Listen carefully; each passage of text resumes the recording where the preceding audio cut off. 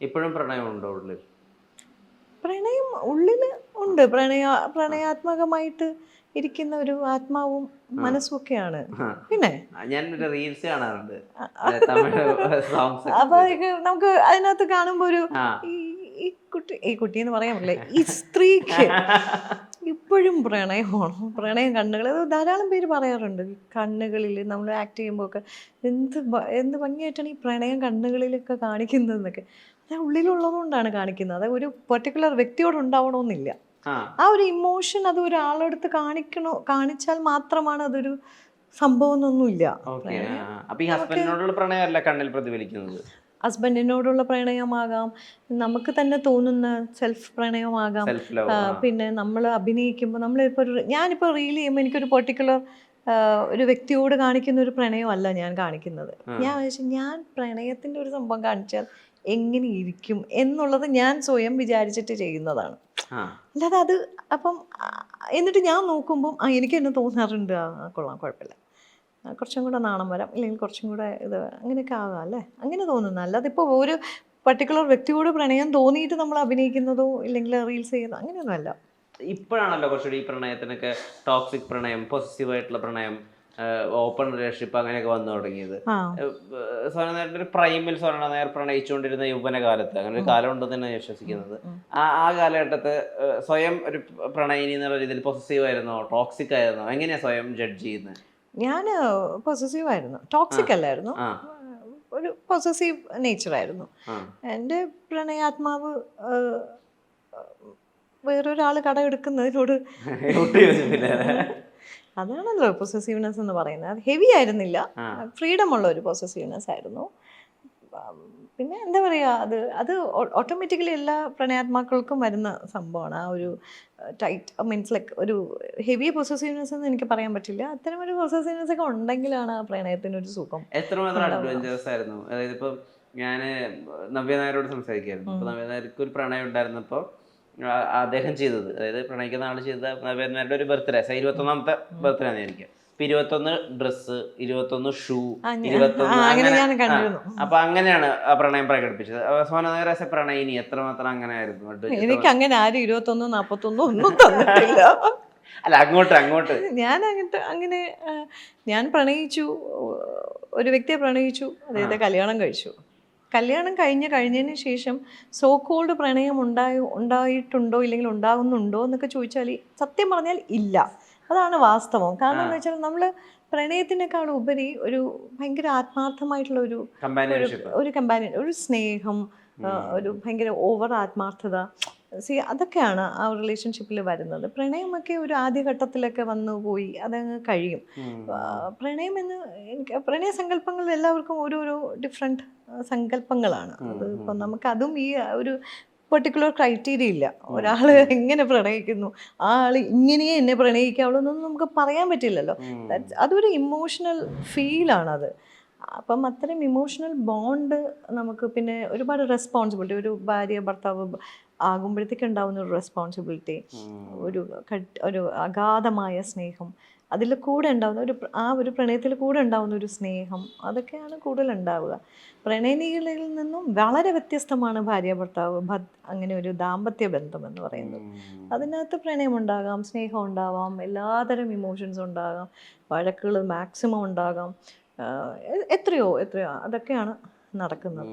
ഞാൻ IFFK days എന്ന് പറഞ്ഞിട്ട് ഒരുപാട് പോസ്റ്റുകൾ കണ്ടിട്ടുണ്ട് ഇൻസ്റ്റാഗ്രാമിൽ. അത് 17 തൊട്ടിട്ട് 15 തൊട്ടിട്ട് അങ്ങോട്ട് കണ്ടിന്യൂസ്ലി അങ്ങനെ IFFKയുടെ പോസ്റ്റുകൾ കാണും. ഈ IFFK ദിനങ്ങൾ എന്താ പഠിപ്പിച്ചത്? IFFK പഠിപ്പിച്ചത് ഒരു റീയൂണിയൻ എന്ന് പറയാം. ഒരുപാട് സിനിമകളുടെ എന്താ പറയുക, സിനിമ ലെജൻസിൻ്റെ ഒരു കാഴ്ച എന്ന് പറയാം, സൗഹൃദങ്ങളുടെ തിരിച്ചുവരവെന്ന് പറയാം. ഒരുപാട് പല സിനിമാറ്റിക് ഇതിൽ തന്നെ ഒരുപാട് അറിവുകൾ സമ്പാദിക്കാനുള്ള ഒരു ദിനങ്ങളെന്ന് പറയാം. സിനിമ ഇൻഡസ്ട്രിയിൽ വർക്ക് ചെയ്യുന്ന ഒരു വ്യക്തിക്ക് ഏറ്റവും അനുഭവ്യമാകുന്ന കുറേ ദിനങ്ങളാണ് IFFK. ഈ കൈരളി തിയേറ്ററിന്റെ പടവുകൾ IFFK വേദികളായിരുന്ന ഒരു സമയം ഉണ്ടായിരുന്നല്ലോ. അപ്പൊ തൊട്ടിട്ടുണ്ടോ IFFK ആക്റ്റീവായിട്ട്, അതോ ടാഗോർ തിയേറ്ററിലേക്ക് മാറി ഇപ്പൊ തൊട്ടാണോ? കൈരളിയിലൊക്കെ ഉണ്ടായിരുന്നപ്പോഴേ വെരി ബിഗിനിങ് ഉണ്ടായിരുന്നു. IFFK ഇവിടെ ട്രിവാൻഡ്രത്ത് തുടങ്ങി. ട്രിവാൻഡ്രത്താണ് അതിന്റെ ഒരു ആസ്ഥാനം. അപ്പം ലൈക്ക് തുടങ്ങുമ്പോഴേ ഉണ്ടായിരുന്നു. അപ്പോൾ അതിനു മുന്നേ ഒക്കെ നമ്മുടെ ഈ ഇൻഡസ്ട്രിക്കകത്ത് ഉണ്ടല്ലോ. അപ്പം അതൊരു ഭയങ്കര ഒരു എന്താ സിനിമാ മേഖല മൊത്തത്തിൽ ഏറ്റെടുത്ത ഒരു സംഭവമാണല്ലോ അത്. അപ്പോൾ അത് പ്രത്യേകിച്ച് തിരുവനന്തപുരത്താവുമ്പോൾ തിരുവനന്തപുരം സ്വദേശത്തിലുള്ള ആൾക്കാരെല്ലാവരും കൂടുന്ന, ഇല്ലെങ്കിൽ എന്താ പറയുക, ഔട്ട് ഓഫ് ട്രിവാൻഡ്രത്താണെന്നുണ്ടെങ്കിലും ഔട്ട് ഓഫ് കേരളയിൽ നിന്നും ആൾക്കാർ ലീവൊക്കെ എടുത്ത് ഇവിടെ തങ്ങി താമസിച്ച് ചെയ്യുന്ന, കാണുന്ന, ഇല്ലെങ്കിൽ അനുഭവിക്കുന്ന ഒരു മഹാസംഭവം, ഒരു സംഗമമാണത്. അങ്ങനെ അതിന് അങ്ങനെ പറയാം, ഒരു മഹാസംഗമം. ഈ IFFK മറ്റേ കൈരളി തിയേറ്റർ ആകുമ്പോൾ കൈരളി തിയേറ്ററിന്റെ പടവുകളിൽ ഇരുന്നിട്ടുള്ള പ്രതിഷേധങ്ങൾ, അവിടെ ഇരുന്നിട്ട് സിനിമ കാണലുകൾ, അതിന്റെ ഒക്കെ ഭാഗമായിട്ടുണ്ടോ? പ്രതിഷേധങ്ങളുടെ ഭാഗമായിട്ട് പ്രതിഷേധം നടക്കുമ്പോൾ ഒരുപാട് കാഴ്ചക്കാരിയായിട്ടൊക്കെ ഉണ്ടാവും. നല്ല രസമാണ്. നമ്മൾ ആ പ്രതിഷേധിക്കുന്ന ഇത് നമുക്കും പ്രതിഷേധാത്മകമായിട്ടുള്ള കാര്യങ്ങളൊക്കെ ആയിരിക്കും നമുക്കും തോന്നുക. പക്ഷെ അത് ഭയങ്കര നമ്മൾ ഒരു ആർട്ടിസ്റ്റിക് ഇതിൽ നിൽക്കുന്നത് കൊണ്ട് അത്തരം ഒരു എന്താ തുറന്നൊരു പ്രതിഷേധത്തിന് ഞാനൊന്നും വഴി ഒരുങ്ങിയില്ല. അതാണ് കാരണം.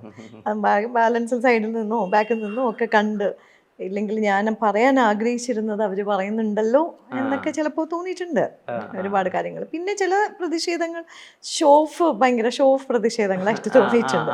അത് വളരെ വിഡ്ഢിത്തരമായിട്ടുള്ള ചില കാര്യങ്ങൾ കാണുമ്പം ഇത്രയും വിഡ്ഢികളായിരുന്നല്ലോ എന്നും തോന്നിയിട്ടുണ്ട്. അങ്ങനെ പിന്നെ കുറച്ചും കൂടെ ഈ നല്ല ഉൾക്കാഴ്ചയുള്ള ആൾക്കാരായിരിക്കും കൂടുതലും വരിക സിനിമ മേഖലയിൽ. നല്ല ഔട്ട് ഓഫ് ഇൻഡസ്ട്രിയിലുള്ള ആൾക്കാർ, ഇത് പറഞ്ഞ ആസ്വാദകർ, സിനിമ ആസ്വാദകരൊക്കെ കുറേ കൂടെ ഭയങ്കര നോളജബിൾ ആയിട്ടുള്ള സിനിമയുടെ ഒരു A to Z കലക്കി കുടിച്ച ആൾക്കാരൊക്കെ തന്നെയായിരിക്കും വരിക. അപ്പം അവരുടെ ഓരോ പ്രതിഷേധത്തിനല്ല, അവരുടെ ഓരോ നിർദ്ദേശങ്ങൾക്കും ഒക്കെ ഭയങ്കര മീനിങ് ഫുൾ ആയിട്ടുള്ള കാര്യങ്ങളൊക്കെ പറയുന്ന ഒരുപാട് കലാസ്വാദകരുണ്ട്. ഇവരെയൊക്കെ കണ്ടിട്ട് നമ്മളും ശരിക്കും ഞാനും ഞെട്ടിയിട്ടുണ്ട്. ഇവരൊക്കെ എന്തുകൊണ്ട് സിനിമയിലേക്ക്, അല്ലെങ്കിൽ ഭാവിയിലൊരു സിനിമയുടെ ആകാൻ ഇതുള്ള വ്യക്തികളായിരിക്കാം, അങ്ങനെയൊക്കെ തോന്നിയിട്ടുണ്ട്. ഇപ്പൊ ഫാഷൻ ലോകത്തിൽ കുറെ കാര്യങ്ങളൊക്കെ അവിടെ ഉണ്ടാവുമല്ലോ, ലുങ്കി എടുത്ത് ഡെനിം ഷർട്ട് ഇട്ടിട്ട് ഒക്കെ നടക്കുന്നതൊക്കെ. അത് കാണുമ്പോൾ എന്താ തോന്നാറ്? എന്താ പറയാ, ആസ്വദിക്കും. ചില ഇങ്ങനെ എന്താ ഒരു വൈകൃതങ്ങളായിട്ടുള്ള അത്തരം ഒരു ഇടപാടിനോട് പ്രോത്സാഹനം പൊതുവെ അങ്ങനെ ഒരു പ്രോത്സാഹനമൊന്നും ഇല്ല. അങ്ങനെ കാണുക എന്നുള്ളതാണ്. അപ്പം അത്തരം സംഭവങ്ങളേ ഉള്ളൂ. കാണുക, കണ്ട് ആസ്വദിക്കുക. പിന്നെ ചിലവരൊക്കെ ഇങ്ങനെ ഒരു വിഡ്ഢിവേഷങ്ങൾ വെടിക്കെട്ടി നടക്കുമ്പോൾ എന്തിനായിരുന്നു, ഇല്ലെങ്കിൽ എന്തിനാ ഇത്, ആർക്ക് വേണ്ടിയിട്ടാ എന്നൊക്കെ ഉള്ളത്.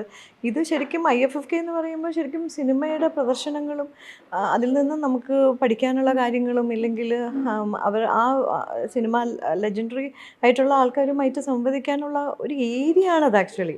അവിടെ നിന്നുകൊണ്ട് സിനിമകൾ കാണാതെ സിനിമയുടെ ആ ഫെസ്റ്റിവൽ നടക്കുന്ന ഒരു ഏരിയയിൽ ഇത്തരം കോമാളിത്തരം കാണിക്കുമ്പോൾ എപ്പോഴും അവരവിടെ കാണാറുണ്ട്, ഹാളിൽ കാണാറില്ല, തിയേറ്ററിൻ്റെ. അപ്പം സിനിമയ്ക്കാണോ വന്നതെന്നുള്ളത്. അതുകൊണ്ട് ഇതൊക്കെ നമുക്ക് അങ്ങനെ നമുക്കത് ഇത് കാണാനും ആസ്വദിക്കാനും ആൾക്കാരല്ലാതെ വരുന്നുണ്ട്. പിന്നെ ഇതൊക്കെ ഓരോരുത്തരുടെ ഇഷ്ടം. അതിനൊരു വേദി ഒരുക്കുന്നുണ്ട് ഗവൺമെൻറ്, അങ്ങനെ ഒരു വേദി ഒരുക്കുന്നത്, അക്കാഡമി അങ്ങനെ ഒരു വേദി ഒരുക്കുന്നത് നല്ലതാണ്. ആൾക്കാർ പ്രതിവർഷം ആൾക്കാർ കൂടിക്കൊണ്ടിരിക്കുന്ന ഒരു മഹാസംഗമമാണത്. ഈ കലാപ്രവർത്തക എന്നുള്ള രീതിയിൽ മൊത്തത്തില് IFFK വേദിയുടെ ഭാഗമായിട്ടുണ്ട്. മറ്റൊരുപാട് ഇങ്ങനെ ഫിലിം സോഷ്യൽ മൂവ്മെന്റുകളുടെ ഒക്കെ ഭാഗമായിട്ടുണ്ടല്ലോ. അപ്പോൾ സ്ത്രീകളുടെ ഒരു അപ്ലിഫ്റ്റ്മെന്റിന് സോന നായർ പേഴ്സണലി ചെയ്തു എന്നുള്ള രീതിയിൽ സ്വയം ചാരിതാർത്ഥ്യം അനുഭവിക്കുന്ന എന്തെങ്കിലും ഒരു കാര്യങ്ങളുണ്ടോ? ഇല്ല, അങ്ങനെ ഒരു പൊതുവെ വിമൻ എംപവർമെൻറ്റിൻ്റെ വർക്കുകൾ നമ്മളങ്ങനെ സോഷ്യലി ഞാൻ അങ്ങനെ ചെയ്തിട്ടില്ല. എന്ന് വെച്ചാൽ അതിലേക്ക് എൻ്റെ മുന്നിലേക്ക് ഞാൻ വന്നിട്ടില്ല. പിന്നെ ഈ പറഞ്ഞ മാതിരി അത്തരം പ്രവർത്തനങ്ങൾക്ക് വേണ്ടിയിട്ട് ഈ പറയുന്ന നമുക്കൊരു എന്താ പറയുക, നമ്മൾ എമൗണ്ട് കൊടുക്കൽ കാര്യങ്ങളൊക്കെ, അതൊക്കെ വളരെ പേഴ്സണലായിട്ട് നമ്മളങ്ങനെ ചെയ്തിട്ടുണ്ട്. അപ്പം അത്തരം ഓർഗനൈസേഷൻസും ഒക്കെ അതൊക്കെ നമ്മളിങ്ങനെ പബ്ലിക്കലി പറയേണ്ട കാര്യങ്ങളല്ല, നടക്കട്ടെ. അത്തരം എംപവർമെൻറ്റിന് സ്ത്രീകൾ മുന്നണിയിൽ വരുവാണെന്നുണ്ടെങ്കിൽ വരട്ടെ എന്നുള്ളതാണ്. വിമൻ എംപവർമെൻറ്റിന് എന്തായാലും അതിന് സോഷ്യലി പബ്ലിക്കലി ഫ്രണ്ടിൽ വരുന്ന എന്താ പറയുക, ജയ് വിളിക്കുന്ന ഒരാളല്ല, പക്ഷെ ഏറ്റവും അർത്ഥവത്തായ കാര്യങ്ങൾ കാണുന്നുണ്ടെങ്കിൽ ബാക്ക് സപ്പോർട്ട് ചെയ്യുന്ന ഒരാളാണ്.